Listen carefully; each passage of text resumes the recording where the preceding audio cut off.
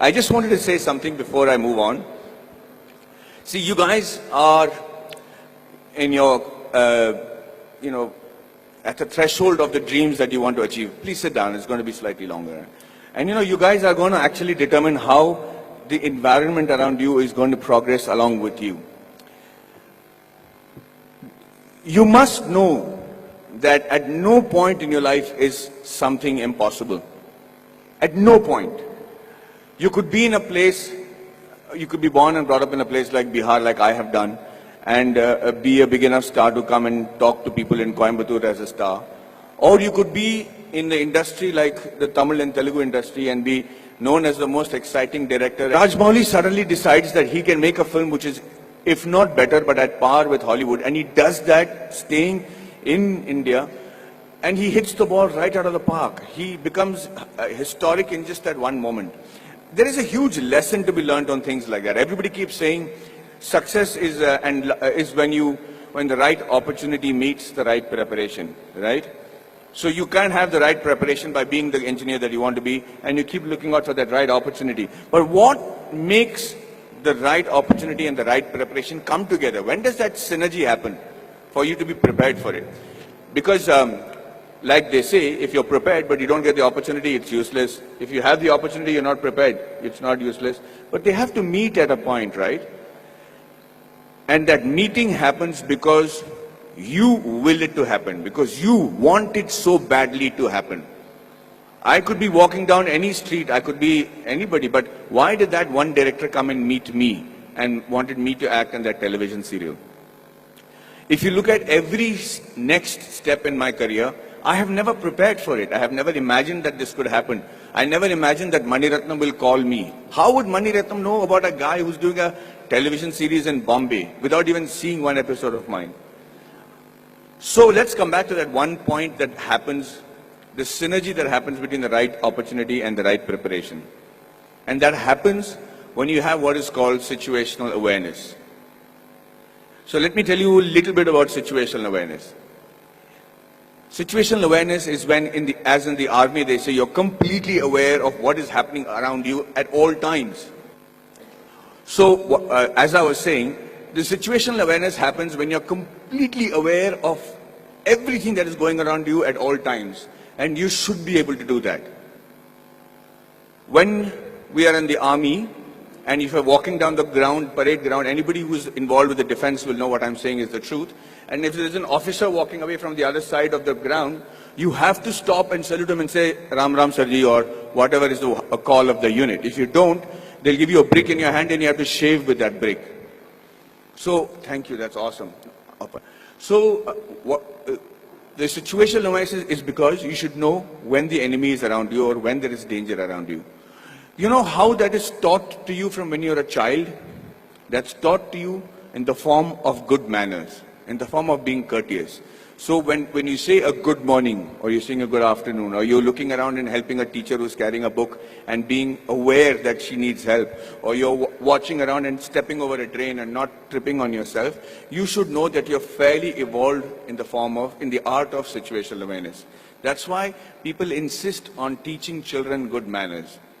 And anybody who has good manners, it's not just a desire, it's not the desire just to be considered to be a polite guy, but the ability to know when somebody needs to be wished, somebody needs help, somebody is in need of assistance, or somebody has to run away. And that's why you teach your child good manners. And I will tell you today, from the bottom of my heart, I might not be completely worthy of some of the opportunities that I got, but I grabbed it like hell. And I got those opportunities simply because I was a very well-mannered person. I was able to, and with that manner, with the way you walk, with your gait, the kind of words that you use, it's very common to use normal language when you're friends and everything, but most people don't even have a vocabulary. The reason I started those classes in Kolhapur was so that I had my friends who came to me and said, Maddie, we are very good engineers, buddy. We're really good at what we're doing. But the problem is I can't speak in English, I can't speak in Marathi. So when they come from Tatas and Kirloskars for campus selections, I'm not able to communicate to them. They don't even observe a Kolhapuri boy wearing a terracotta pant and a shirt and wearing chappals and don't even consider that he could be a good engineer.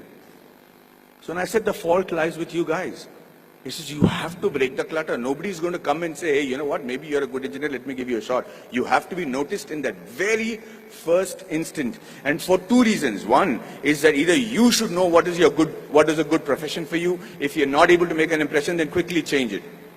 This is not the be-all and end-all. The engineering or whichever subject that you choose to major in when you're in college does not literally have to be your lifelong profession.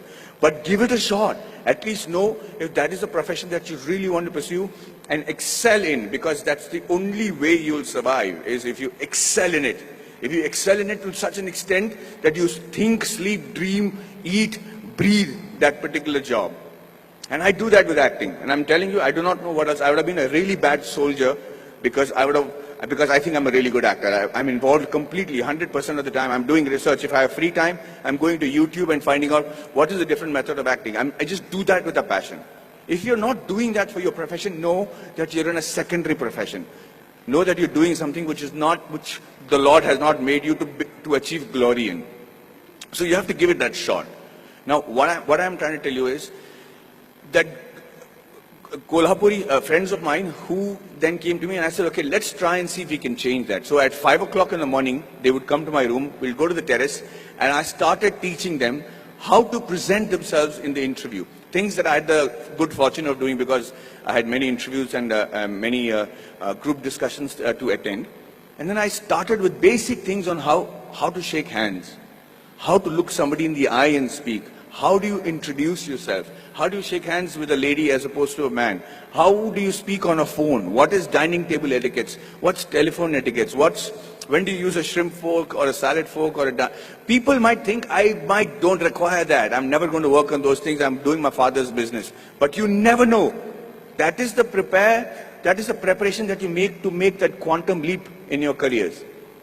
These are basic things. You have to know that. You have to know how to dress correctly. You have to know if you have body odor. You have to know whether you're spitting on people's face and how to stop it when you're speaking. If you don't do these things, ladies and gentlemen, you will be in an average life, doing an average job and living an average life. Having said that, I'm not saying that is wrong. That could be your calling. My father is very happy living that sort of a life because they don't live in extremes. But if you have a passion and if you have a desire to be exceptional, if you have a desire to be seen apart from the crowd, then this is the bare minimum thing you should do. So when these guys went for the interview the next time in Kolhapur, I made it a point to call the Tatas and say, hey, you know what is wrong? Because I am from Jamshedpur, from the Tata Steel town. I knew the officers, I knew the senior gentlemen. I said, sir, you know, these friends of mine are extraordinary engineers. The mere reason why you're not taking them is because they don't know how to present themselves in English. How long is it going to take for you to send somebody who knows Marathi in your panel so that they can actually judge and see if these guys are good enough for Tata Steel? Do you need good people who speak in English or do you need somebody who are good engineers? And he agreed. He actually sent people from Maharashtra, and for the first time in the history of Kolhapur, we had 5 guys getting into Tata Steel and Kirloskars. And I just wanted to say that I'm not taking credit for it. I just felt bad because it is just a small 3-day push that they required to achieve that. So when they were interviewed, they said 4 years of learning engineering one side, and those 3 days with Maddie, we became engineers and successful today because of those 3 days. And what I am teaching you is nothing extraordinary. It is simple stuff. It's the norms. It's the way of the world. So yes, we are all radicals here. I mean, you guys are very awesome students. You're sitting there quietly listening to me. We used to make a ruckus if somebody came to give a speech. But the idea is that you have to connect to the audiences that you're speaking to. Public speaking and group discussion skills can be taught in 15 minutes.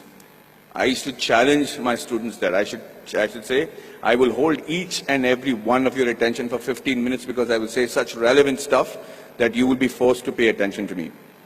And that's how you make an impression. That's how you break the clutter. That's how you get seen in this world, and that's how you can achieve glory for yourself and this wonderful nation that you're part of.